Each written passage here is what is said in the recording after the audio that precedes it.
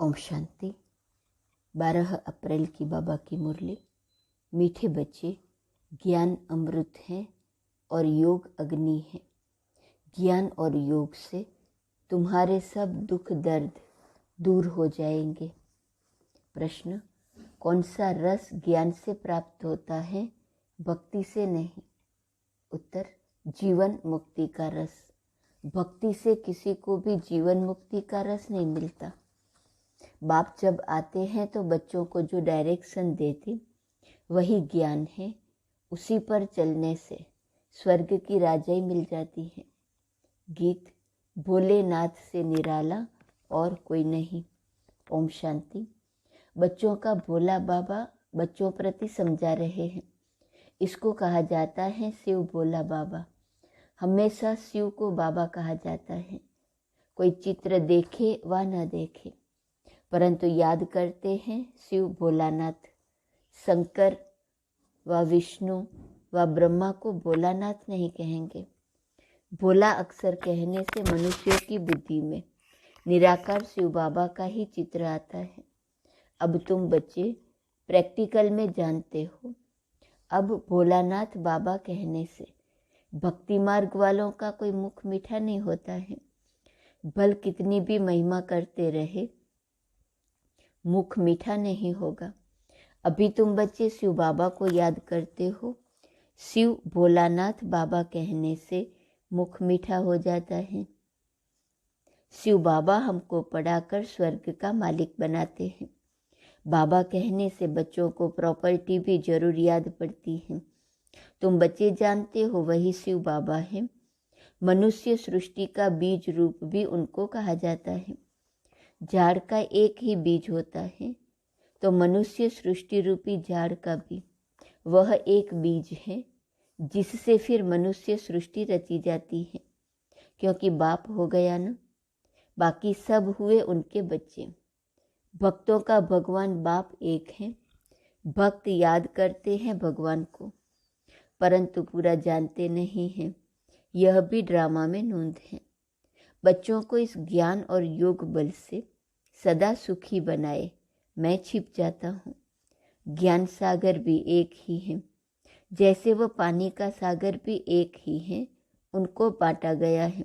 यह इंडिया का सागर, यह फलाने का सागर। वास्तव में सागर एक ही है।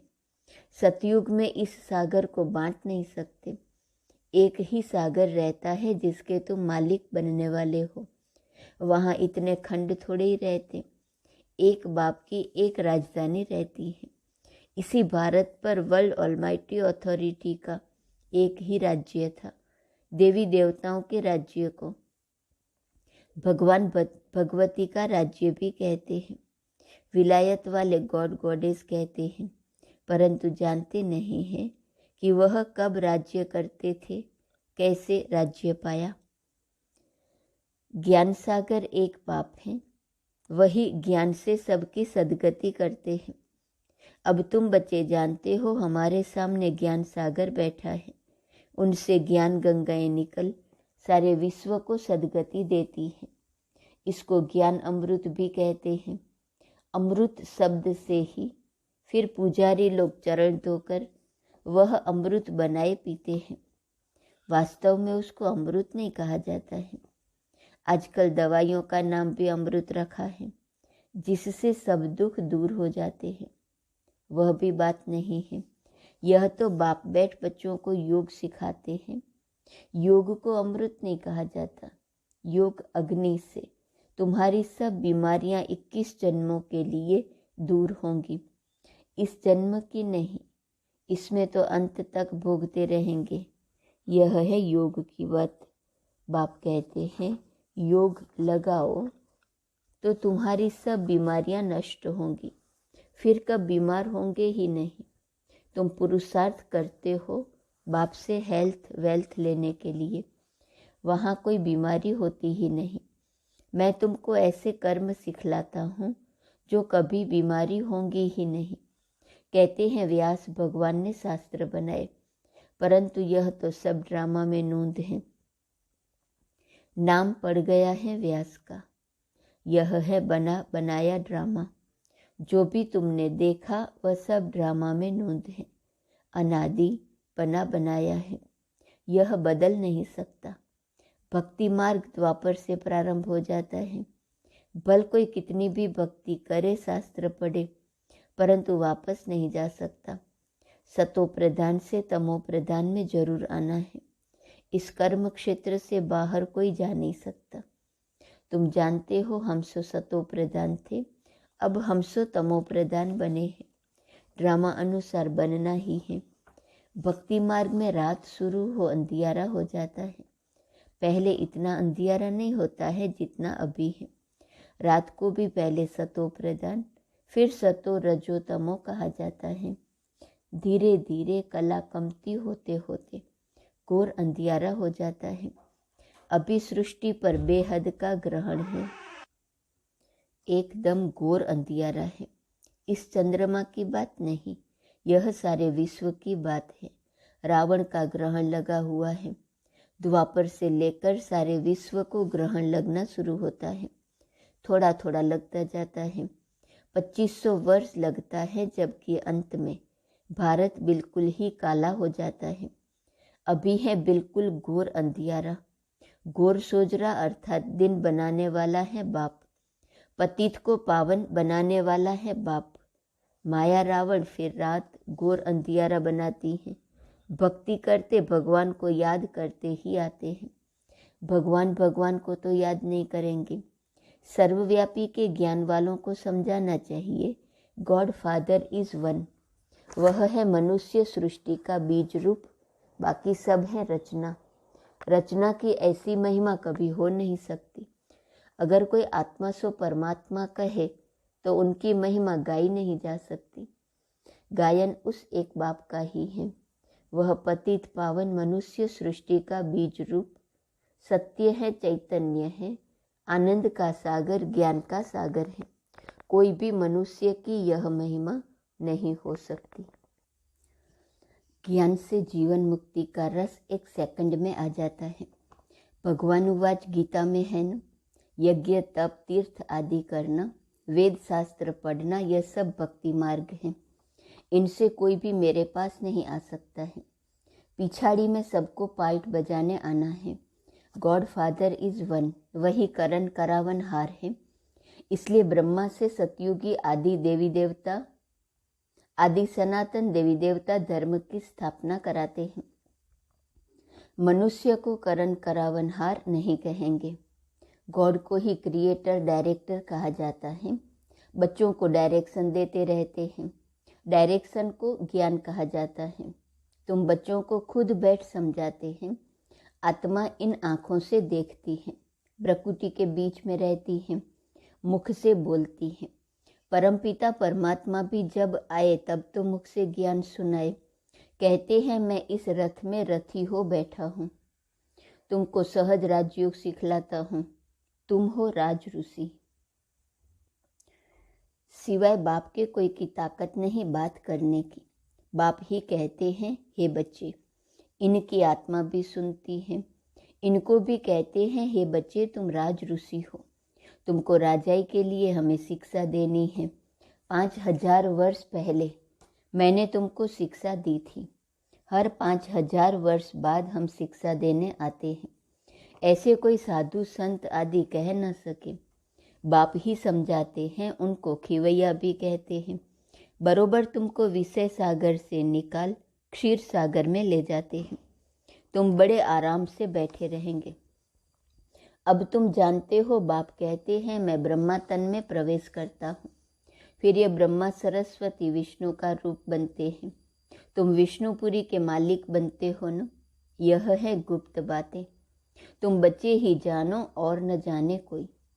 पहले पहले जब कोई आते हैं तो उनको समझाना चाहिए गॉड फादर इज वन, तो जरूर बाकी इतने सब उनके बच्चे ठहरे।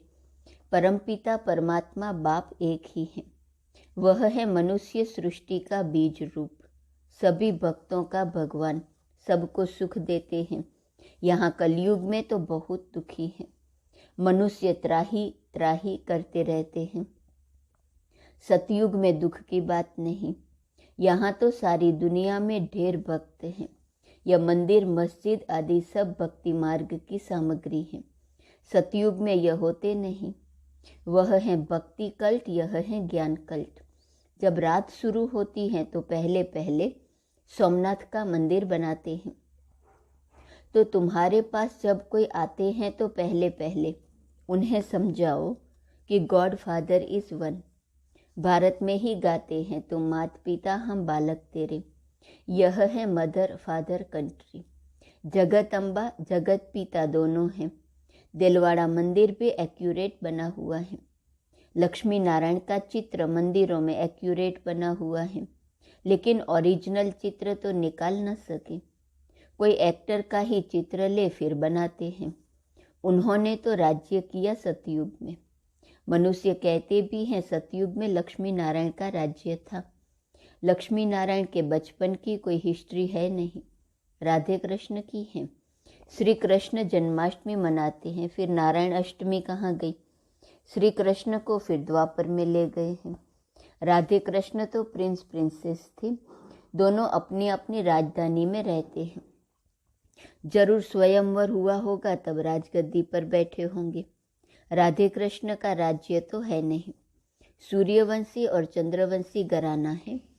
चंद्रवंशी में तो सूर्यवंशी श्री कृष्ण आ न सके, बड़े मुंझ गए हैं। तो पहले पहले समझाना है गॉड फादर एक है। वह होते हैं हद के फादर। स्त्री रची, फिर स्त्री से बच्चे पैदा किए, स्त्री को एडॉप्ट किया, जन्म नहीं दिया। बेहद का बाप भी कहते हैं मैं इनमें प्रवेश कर एडॉप्ट करता हूँ। भगवान ने सृष्टि कैसे रची यह किसको भी पता नहीं है। ऐसे नहीं कि प्रलय हो जाती फिर सागर में पत्ते पर आते हैं। अगर ऐसा है तो अकेला श्री कृष्ण कैसे सृष्टि रचेगा? फिर तो दो चाहिए, फीमेल भी चाहिए, परंतु ऐसी कोई बात है नहीं। बाप कहते हैं मैं एडॉप्ट करता हूँ। तुम सब कहते हो बाबा हम आपकी मुख वंशावली है। मैं इस मुख का आधार लेता हूँ, कहता हूँ हे बच्चे। तुम भी कहते हो हे शिव बाबा हम आपके बच्चे थे फिर बने हैं। बाप कहते हैं तुम बच्चों के लिए मैंने वैकुंठ की सौगात लाई है। तुम यहाँ बैठे हो स्वर्ग का मालिक बनने के लिए। यह राजयोग है, राजाई स्थापन हो रही है। और प्रिसेप्टर ऐसे नहीं कहेंगे कि मैं क्रिश्चियन राजाई स्थापन करता हूँ व सिख राजाई स्थापन करता हूँ। नहीं, तुम नई दुनिया में राजाई लेने के लिए शिक्षा पा रहे हो, यह वंडर है न। गॉड फादर है स्वर्ग का रचयिता, तो जरूर उनसे हमको स्वर्ग की राजाई पाने का हक है न। सतयुग में राजाई थी। मनुष्य सृष्टि कैसे क्रिएट करते हैं अभी तुम जानते हो। भगवान उवाच यह है हमारे मुख वंशावली, बाकी सभी हैं रावण की कुख वंशावली। वह ब्राह्मण कुख वंशावली, तुम ब्राह्मण मुख वंशावली हो। तुम समझा सकते हो ब्रह्मा की औलाद जरूर ब्राह्मण ठहरे न। ब्रह्मा है प्रजापिता तो उनकी संतान भी ब्राह्मण ठहरे। ब्राह्मण के बच्चे ब्राह्मण होते हैं न। तुम हो ब्रह्मा की सच्ची औलाद ब्राह्मण। ब्राह्मण है सबसे ऊंच। ब्राह्मणों को चोटी में रखा जाता है। जैसे ऊंचते ऊंच भगवान शिव बाबा को त्रिमूर्ति से उड़ा दिया है, वैसे ऊंचते ऊंच ब्राह्मणों को भी चोटी से उड़ा दिया है। विराट रूप में ब्राह्मणों को नहीं दिखाते हैं, सिर्फ कहते हैं देवता क्षत्रिय वैश्य शूद्र। पहले पहले तुम ब्राह्मण हो, तुम कितनी भारी सेवा करते हो। ऊंचते ऊंच भगवान, फिर उनसे पैदा हुए तुम बच्चे हो। शिव बाबा तो नई सृष्टि पर आते नहीं, तुम आते हो। शिव बाबा कहते मैं तुमको राज्य देता हूँ, फिर मेरा नाम ही गुम हो जाता है, मैं छिप जाता हूँ। मैंने क्या किया, कैसे सृष्टि रची, यह कोई नहीं जानते। अब नया कोई आता है तो जास्ती माथा नहीं मारना है, पहले पहले परिचय देना है बाप का। वह है स्वर्ग का रचयिता। देवताएं स्वर्ग के मालिक थे, फिर 84 जन्म लेते लेते अब वो शूद्र वर्ण में है, फिर उनको ब्राह्मण बनाते हैं। वर्ण भी है न, विराट रूप का चित्र भी है। ब्राह्मणों की चोटी के आगे शिव जरूर देना है। जैसे त्रिमूर्ति पर शिव दिखाते हैं, वैसे ब्राह्मणों के ऊपर भी शिव दिखाना है, समझाना है। शिव बाबा ब्रह्मा द्वारा ब्राह्मण बनाते हैं, वह फिर ब्राह्मण सो देवता सो क्षत्रिय सो वैश्य शूद्र बनते हैं। पहले पहले तो कोई को भी अलफ ही समझाना है। वह बाप इस ब्रह्मा द्वारा सृष्टि रचते हैं तो सब भाई बहन हो जाते। शिव की संतान तो सब आत्माएं है ही। फिर मनुष्य सृष्टि रची जाती है तो पहले पहले ब्रह्मा, सरस्वती, ब्राह्मण, फिर देवता, क्षत्रिय, वैश्य शूद्र बनते हैं। ऐसे यह मनुष्य सृष्टि का जाड़ वृद्धि को पाता है। उसी बाप को सब भूले हुए हैं। देखो बाप दादा कितना क्लियर कर समझाते हैं। बच्चों को भी सीखना है। अच्छा, मीठे मीठे सिक्की लदे बच्चों प्रति माता पिता बाप दादा का याद, प्यार और गुड मॉर्निंग। रूहानी बाप की रूहानी बच्चों को नमस्ते। रूहानी बच्चों की रूहानी बाप को नमस्ते नमस्ते नमस्ते। धारणा के लिए मुख्य सार, पहली पॉइंट, हम राज ऋषि हैं। स्वयं भगवान हमें राजयोग सिखाकर राजाई का वर्षा देते हैं। इस नशे में रहना है। हम राज ऋषि हैं। दूसरे पॉइंट, योग अग्नि से विकर्मों को दग्ध कर बीमारियों से सदा के लिए मुक्त होना है। इस जन्म के कर्म भोग को याद में रह चुकतू करना है। इस जन्म में तो बीमारियां होंगी, याद से इसको चुकतू करना है। बाकी अनेक जन्म के जो विकर्म है उसको दग्ध कर बीमारियों से 21 जन्मों के लिए मुक्त होना है। वरदान, पवित्रता की विशेष धारणा द्वारा अतीन्द्रिय सुख का अनुभव करने वाले ब्रह्मचारी भव। पवित्रता की विशेष धारणा द्वारा अतीन्द्रिय सुख का अनुभव करने वाले ब्रह्मचारी भव। ब्राह्मण जीवन की विशेष धारणा पवित्रता है। यही निरंतर अतीन्द्रिय सुख और स्वीट साइलेंस का विशेष आधार है। पवित्रता सिर्फ ब्रह्मचर्य नहीं, लेकिन ब्रह्मचारी और सदा ब्रह्मचारी अर्थात ब्रह्मा बाप के आचरण पर हर कदम चलने वाले संकल्प, बोल और कर्म रूपी कदम ब्रह्मा बाप के कदम ऊपर कदम हो। ऐसे जो ब्रह्मचारी हैं उनका चेहरा और चलन सदा ही अंतर्मुखी और अतीन्द्रिय सुख की अनुभूति कराएगा। स्लोगन, सेवा में त्रिकालदर्शी का सेंस और रूहानियत का इसेंस भरने वाले ही सर्विसेबल हैं। त्रिकालदर्शी का सेंस और रूहानियत का इसेंस, सेंस अर्थात समझ और इसेंस अर्थात सार, भरने वाले ही सर्विसेबल हैं। आज का स्वमान है, मैं लगाव मुक्त आत्मा हूँ। अव्यक्त इशारे की पॉइंट है 12 अप्रैल। फरिश्ता अर्थात जिसकी दुनिया ही एक बाप है, निमित्त मात्र देह में है और देह के संबंधियों से कार्य में आते हैं, लेकिन लगाव नहीं। अभी अभी देह में कर्म करने के लिए आए और अभी अभी देह से न्यारे। फरिश्ते सेकंड में यहाँ, सेकंड में वहाँ, क्योंकि उड़ने वाले हैं। कर्म करने के लिए देह का आधार लिया और फिर ऊपर। अब यही अभ्यास बढ़ाओ। ओम शांति।